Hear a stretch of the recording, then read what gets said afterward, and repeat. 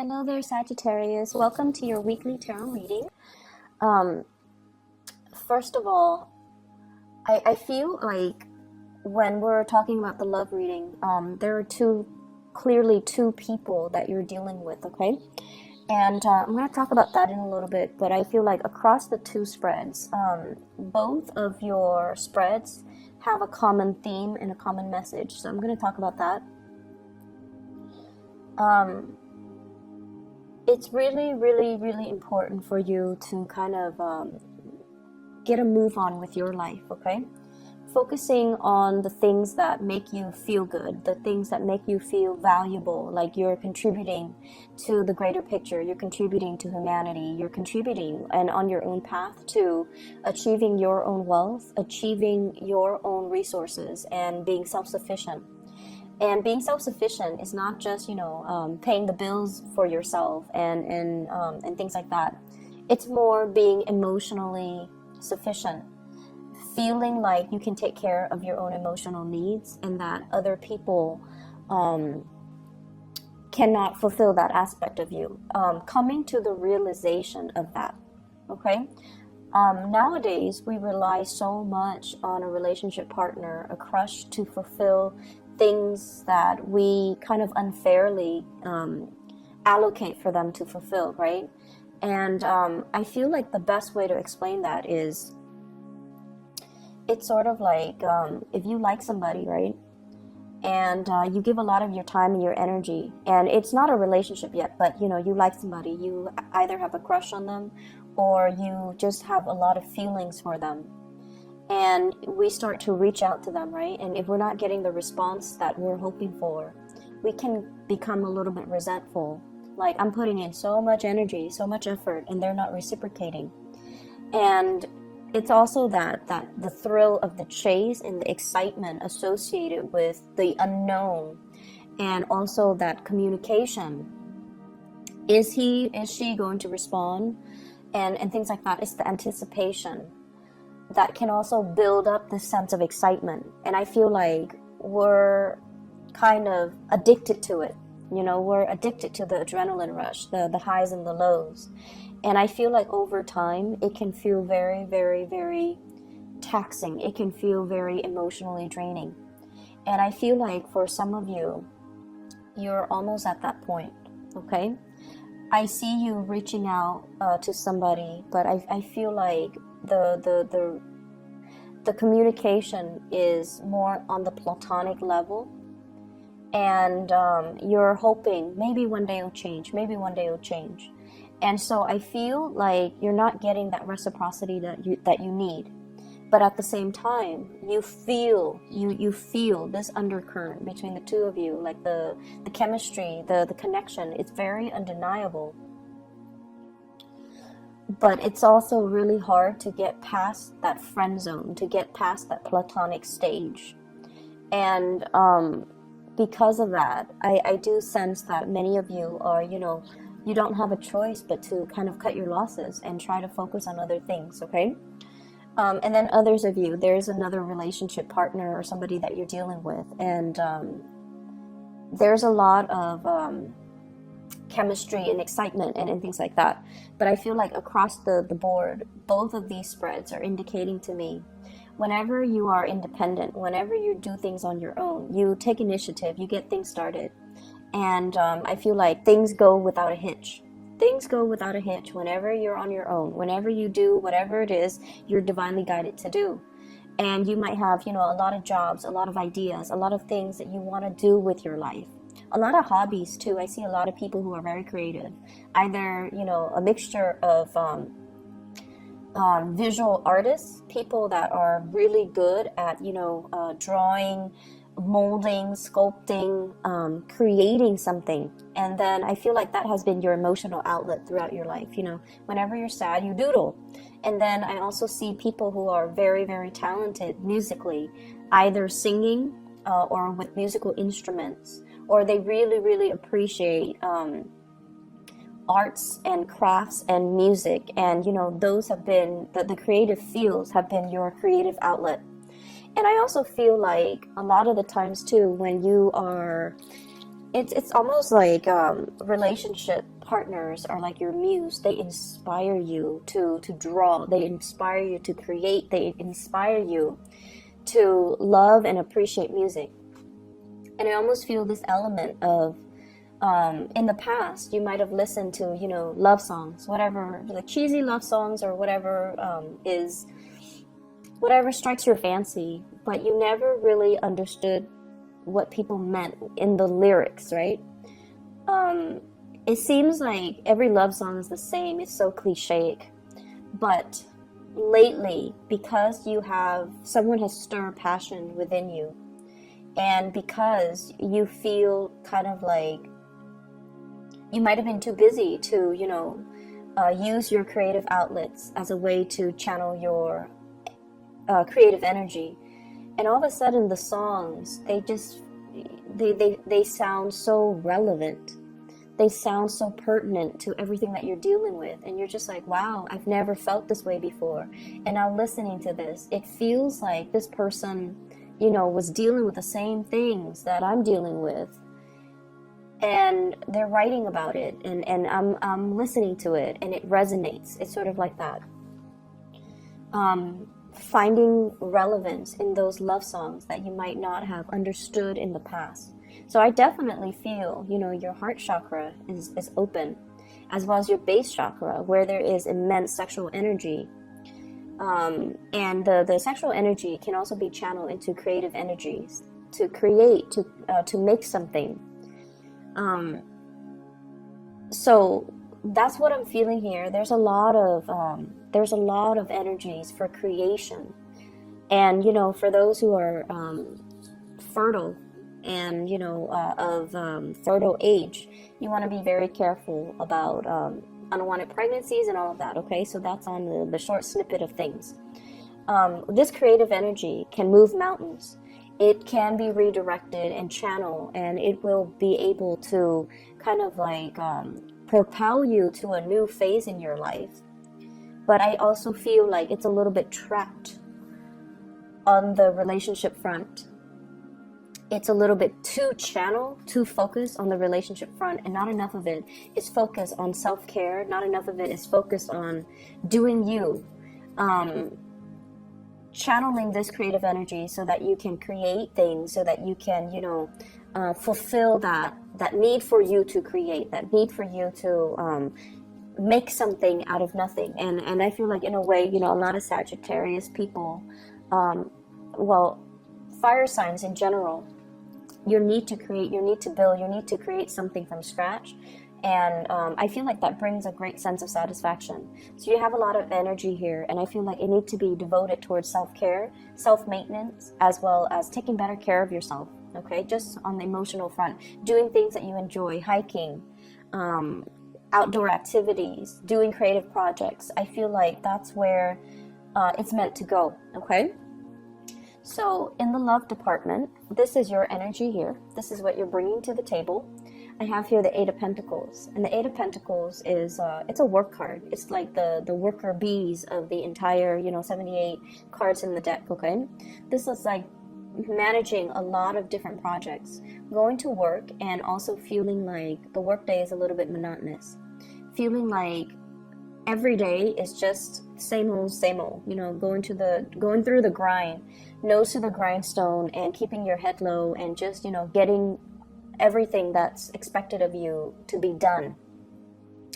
You might work in a system where you have quotas. You have to meet your daily, quota, your daily numbers.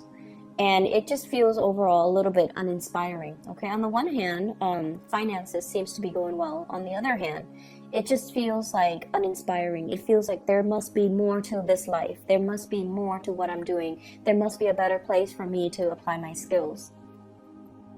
And I feel as well, many of you are very, very grateful to have the abundance in your life right now, or at least you're starting to create that abundance. So you're not ungrateful that, oh, I'm at this job, you know, it's not strenuous, it's not overly strenuous, I'm not at least outdoors in the midday sun wasting away doing construction or something like that, or doing some really strenuous activity for a living. I'm at least, you know, in an environment where I can deal with papers, I can deal with things that are predictable, and at least, you know, I have a salary, I have benefits, and things like that. So you are innately taking stock of everything that you have. So you are very grateful and thankful. But I feel like you want a break in the routine. You're looking for a break in your routine. And so naturally, the break in the routine can be something that stirs your passion, okay? And that's why I would say the creative outlet serves to be a better channel for you to find that break in the routine, find that personal enjoyment. What I feel you doing instead, though, is venturing off and looking at relationships, okay? So this is the Ace of Wands. This is passion. It's almost like molten lava. It's really, really hot. It's really hot passion, chemistry, excitement that you feel towards another person. For some of you, it could be another fire sign, another Sagittarius, an Aries, or Leo. For others, it could be an air sign, Aquarius, Gemini, or Libra. And either way, this is really intense passion and chemistry. It's almost like I can't really touch this person. I'm going to get burned. It's that heavy and it's that intense. And when I get this card, I look at the scars. It always draws me. And it's almost like I've reached out so many times. And I feel like I can't do it anymore. Some of you might have reached out to another person. And I feel like you're waiting for the response. And it's not exactly the response that you want or you were expecting. And then I also feel like, you know, you've had your own bad shares of relationships, relationship partners that made you question your self-esteem, relationship partners that didn't care about you and didn't devote to you and didn't, you know, appreciate everything that you had to offer. And so you come in with a little bit of a chip on your shoulders, trying to make this relationship work. And it can be very disheartening when at the end of the day, we realize that somebody is not really reciprocating our emotions, or they're not providing that emotional nurturing for us. And over again, you are a sign that forgives. You forgive people. You understand that people have their deficits. And I feel like, yes, there's great chemistry here, but it seems almost like out of touch, out of reach. Somebody's out of reach. Somebody is either not responding, they could be ghosting, or somebody is just clearly out of reach. And if I reach out too hard, too fast, or, you know, come on too strong, I may get burned. The partner that you're dealing with, I have the High Priestess. This is a spiritual leader, okay? This is somebody that really enjoys their own company, okay? This is also somebody that is guided by divine principles. They hide their emotions really well, okay? I almost feel like this person is either a spiritual leader, somebody who's very, very spiritual. They could be very religious, or they are just somebody that's like, I'm okay by myself. I'm going to, you know, take the time off and be by myself, be on my own. They love their own company. They have a lot of wisdom and knowledge and insights into human character as well. So I feel like they are aware of the connection that you have between the two of you. They're not, you know, stupid. They feel things, and they feel the vibrations before the physical thing even appears. So it's almost like, you know how you Sagittarius people tend to walk a little fast? You have either you walk fast, or you move in a very deliberate way. You get things done. And it's almost like when they're around you, you know, even before you turn the corner, they can feel the vibrations of your footsteps. So they're that sensitive. They are aware of your presence. They are aware of when you turn the corner, when you're in the same room, there could be a lot of other people. They are very aware of your presence, and they might even notice you. But I feel like their energy is one that is very platonic. And they're forcing themselves to be this way. There's an element here of something being out of reach, something being not appropriate, something being kind of forbidden, or something that is a little bit taboo. between you and somebody that you're interested in. And so they're kind of like playing the role of the onlooker rather than the pursuer. And Sagittarius, you have a natural tendency to pursue. You know, you're a cardinal sign, you get things started. And when you feel the object of your affection, you beeline it for that person. And so your intentions, your feelings are actually very, very clear. I just want you to understand that. The way you feel about another person is very, very crystal clear. They are aware of how you feel about them. And the energy flows mutually, because this Ace of Wands is in the center of this love spread. It means that on both sides, you both feel it, okay? There's no denying chemistry is really strong, and there's no denying there is really strong passion and just desire and, you know, that physical attraction that we have towards another person. You find them mysterious. You find them very caring, but very aloof. They give great advice. They give great wisdom, and they have like a ton of just life experiences under their belt. But I also feel like there's an element here of a divide, almost like an emotional divide between two people. And it's really hard to bridge, okay? And so the other person I feel like that you're dealing with as well, we have here the Queen of Swords. This is an air sign, Aquarius, Gemini, and Libra. And I feel like it might even be the same person. There's an air of aloofness about them.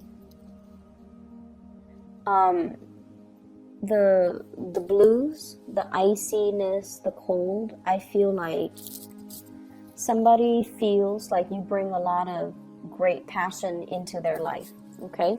It's almost like this flame is so overwhelming. It's so nice. They've been out in the cold for quite some time.